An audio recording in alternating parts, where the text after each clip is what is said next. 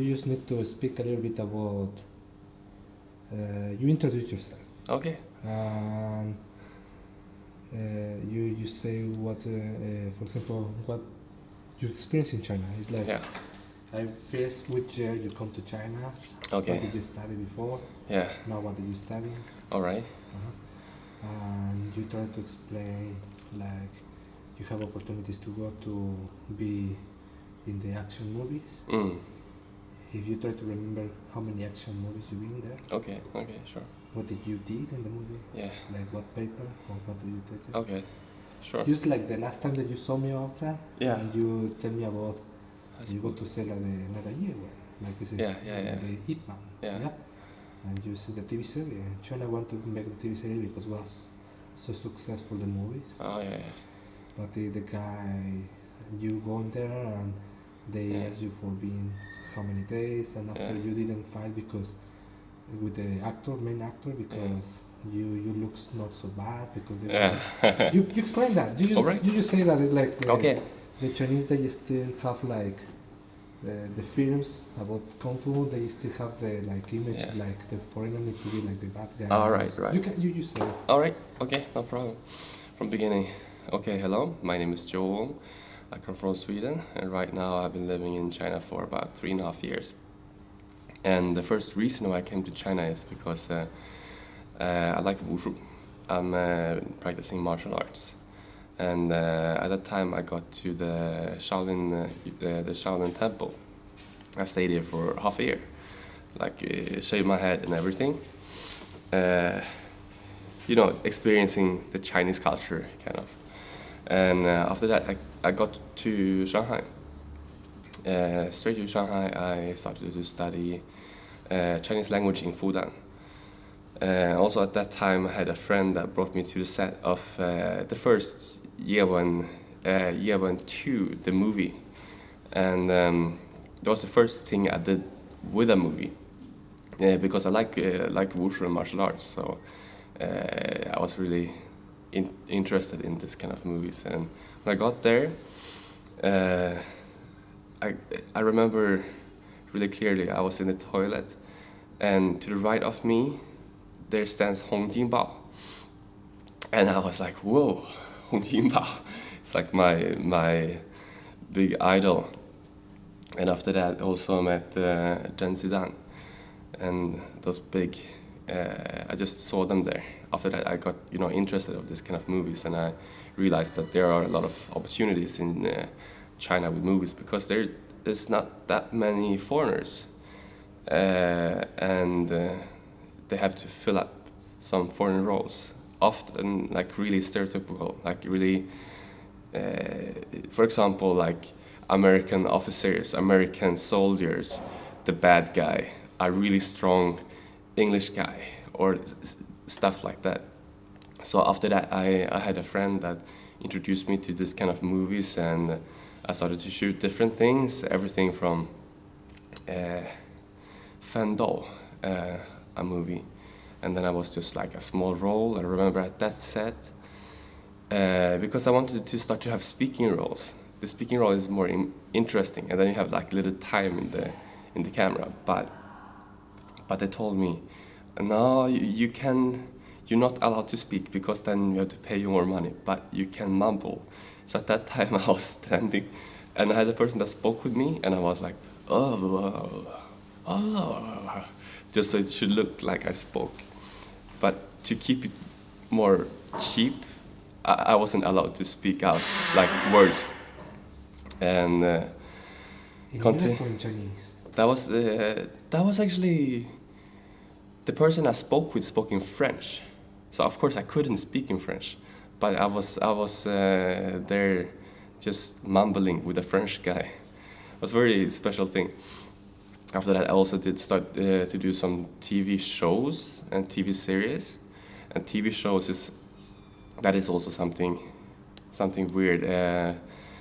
Last year I was doing a TV commercial for Carlsberg, and at the set I met an agent, and he told me, oh, you can speak Chinese, because at the time my Chinese started to get better, and I was like, yeah, I can I'm alright, you know, but not that good. And he's like, okay, but hey, come to Dongfang Weishi tomorrow. I'm like, oh, well, alright then.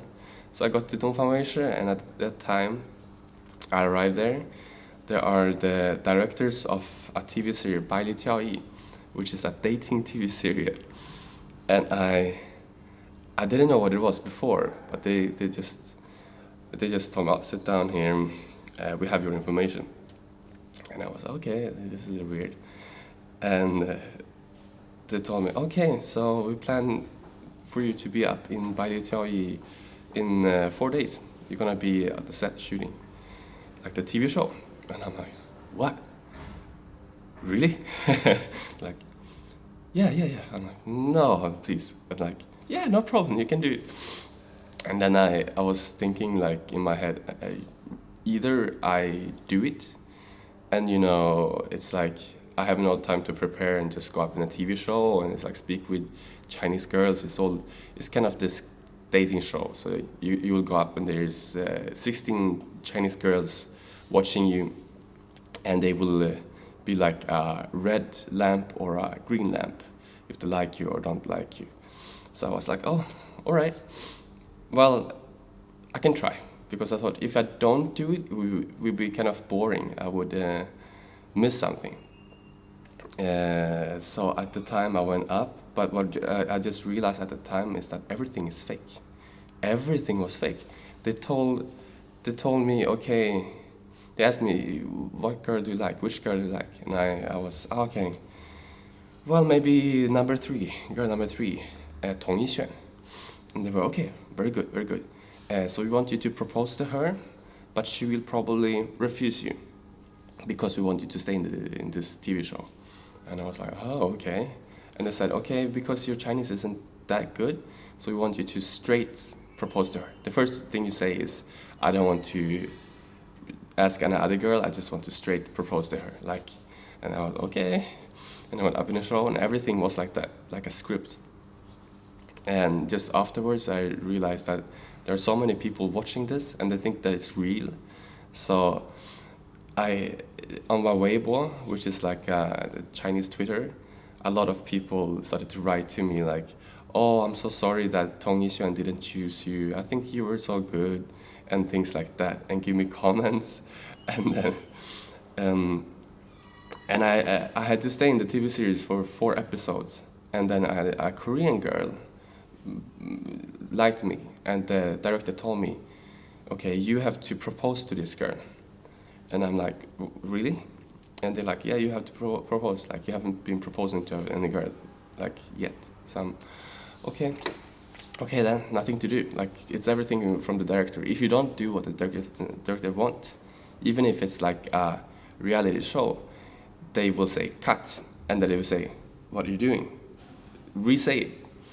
So at this reality show, you say that my name is Joel, and I am this and this and this, but often what you say is like the director that tells you. So that is also like one of my experiences in China, like this kind of TV shows that are very much fake, or they twist the reality.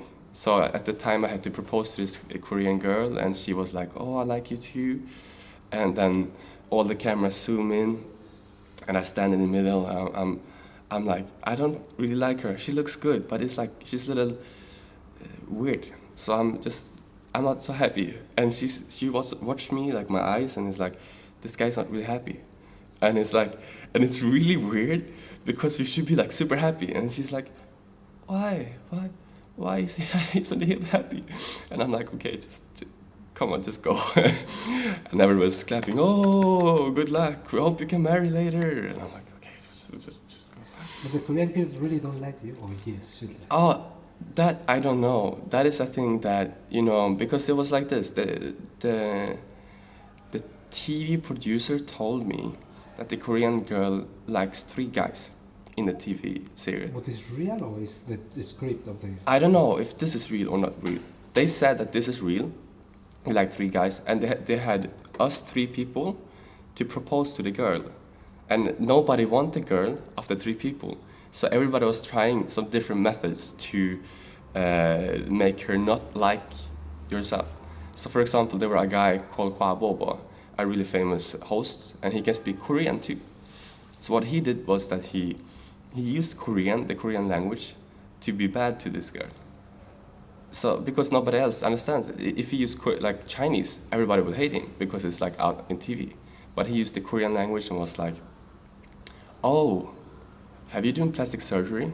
And she's like, "Yeah," because a lot of girls have done it in Korea, like 80%. And she's like, "Yeah, I did my eyes and nose." And he was in Korean was, "Oh, I see. I think you look better before." Something like that. And she was like, "Oh."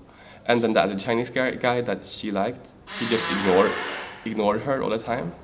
And the director told, like, on the side, the director has this board he writes thing on. He writes like, 李这表演武术, like, "Come on, you have to perform wushu." I'm like, okay. So I'm like, okay, since you do dance, and I also do some performances, I would want you to watch my performance. And I went down and did some wushu, and she was like, "Wow."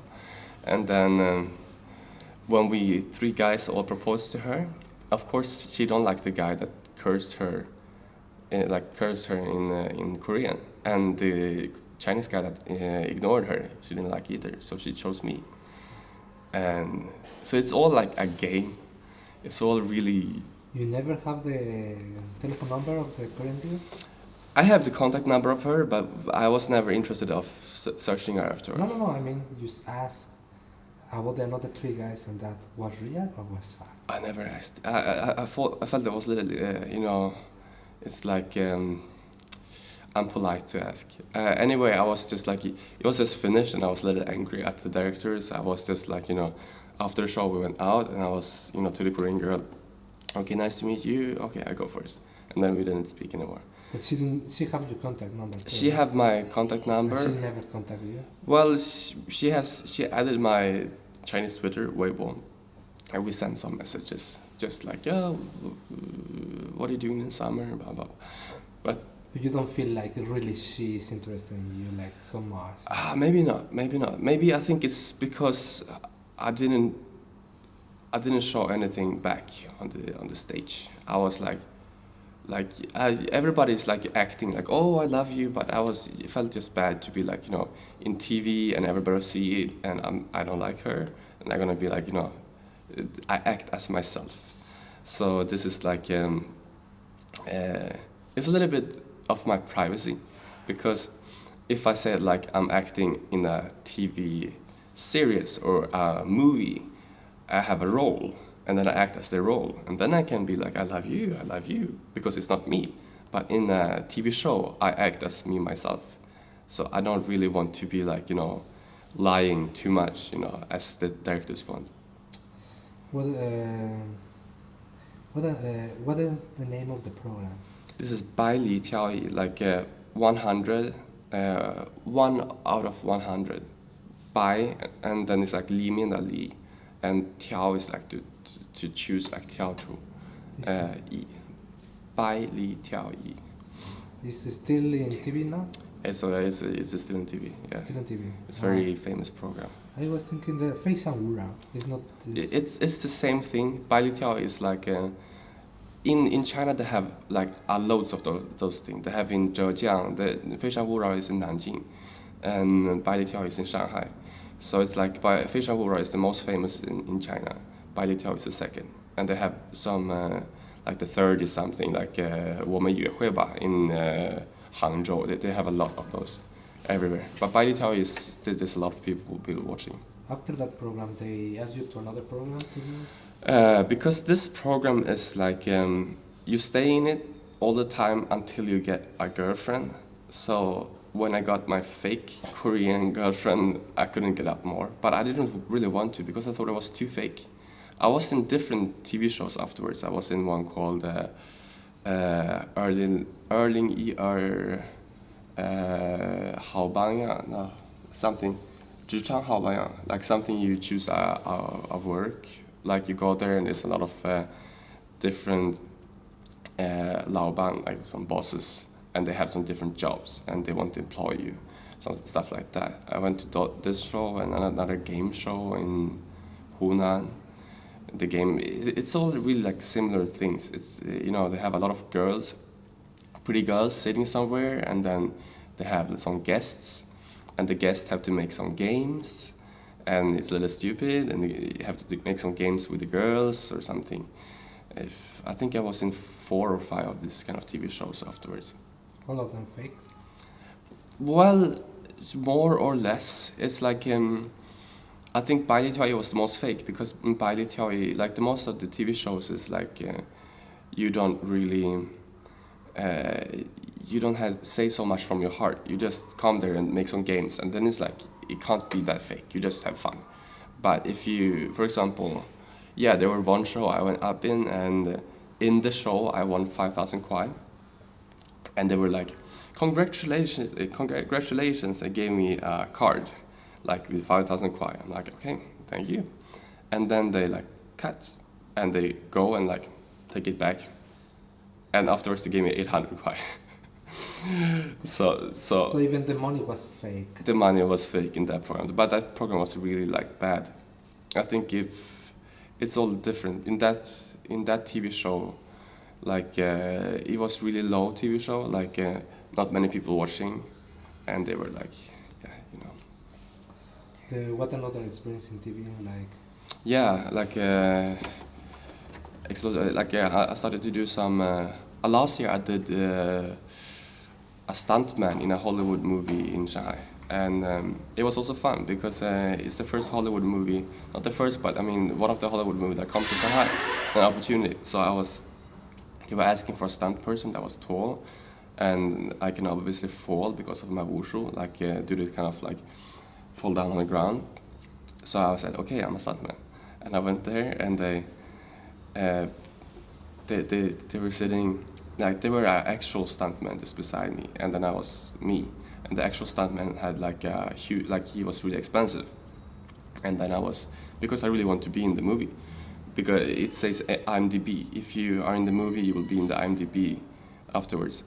So I said, no, okay, I can do the stunt, and I'm also young, so you don't have to worry for me. I will not hurt myself, and I will do the best. And the director is kind of good. He sits and he's like, okay, I want you to go on a bicycle, and you're gonna crash into a car, and you're gonna fly over the car, like 3-4 meters, and spin around and land on the back on the ground. I know, okay, that's no problem. And then he walked away. I'm like, shit, fuck, how can I, like, this is gonna be tough. And so me and my friend is also working in movies, but he's more professional. He's right now in Beijing working with Jackie Chan. He's really good. We were preparing for this, and we bought some of the protections, like, for a motorcycle, like the back protection, and we're like trying some things, because on a bicycle, you can't control, like you can't jump from a bicycle. So what you have to do is you have to go really fast, and then you have to just pull the brakes, and in that way you just fly away. Like you pull the brakes really hard, and the bicycle will stop, and you will fly. So it's kind of like, it's not as controllable as if you run and jump. You kind of know, like, okay, I run this fast, I will fly that far. But if I go on bicycle, I wasn't so sure. So I was like really nervous before the shot. Either I will be like, crash in the car, and I would just like fly this much, and everybody will be like, you're a stuntman? Like, this is bad. Or I'd be like fly 6-7 meters and like break my head and die. And I was like, okay, I have to like do this good. So they were like, okay, we give you 5 minutes and then we shoot, all right? And I'm okay, no problem. Fuck. And then I'm preparing myself. I go straight to the car, and about this distance from the car, I just pull the brakes. I go kind of fast, and I fly. And it's like on the car, on the back seat of the car, they have a lot of like boxes. So I fly through the boxes, about 3 meters around, like, and land on the ground. And it's like, I just let it go on. It's about 3-4 meters away, and they say cut, and I'm like, I'm alive. Stand up, and they're like, are you okay? Are you okay? I'm like, oh yeah, I'm okay. And they're like, oh, so good, so good. And that was like the most cool experience I had, I think. But also a little dangerous, because I haven't done. I did some stunt for myself, but not this hard. So it was just one time, but it went well. It was like, and right now I've in IMDb, you can find it in IMDb like the. So it was cool. What is the name of the movie? Shanghai Calling. Shanghai Calling. Shanghai Calling, like to call somebody, calling. And the movie is actually a love movie. So that was why I could, like, me and my friend got the roles as a stuntman and producer for the whole movie, because there were just one stunt in the movie. If it was like an action movie, they have like this really big stunt crew that is really have worked everywhere and everybody knows them from before. Like, it's the same kind of people. But this is a love story, so they just want one shot, and for that they were like, they don't need to bring some big crew for that. They just want, and that was why we could do it. But right now, after that, my friend, he's right now in the Jackie Chan stunt team. So because he's doing it really well. Like, why they need? Because they need foreigners. He's a Chinese, half German, and because right now Jackie Chan, like, his production is very international. So they have like in the stunt team they have